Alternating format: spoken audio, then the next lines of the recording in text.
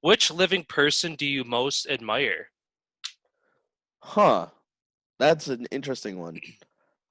This might sound kind of like sort of like a dickish answer, but like myself, because like coming from where I came from, self-hatred and a lot of that, and that's like just to let the audience kind of know a little bit. I suffered some severe depression growing up and dealing with that and battling that. So like that's one thing. If you guys are dealing with that, seek the help, reach out, stuff like that. But learning to love yourself was one of the hardest things I've ever had to do in my life. And I've grown so much respect for myself in doing it.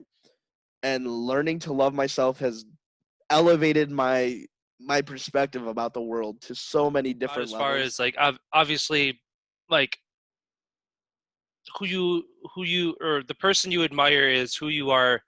Like initially, where my head went is where I am tomorrow, because that always gives you something to look forward to. It's okay. This is the person I am today. What can I do different tomorrow? Which is Ooh, I why like you that. would Ooh. which is why which is why I admire that person, because they're going to be in a better spot than I was today. Hopefully, obviously, life's a roller coaster. There's a decision I'm going to make today that might make me decline into tomorrow. But the important part is changing is looking at the positive side of that. Yeah, something bad could happen. You could get fired from your job. You could lose a loved one. Your car could break down and you can't afford it.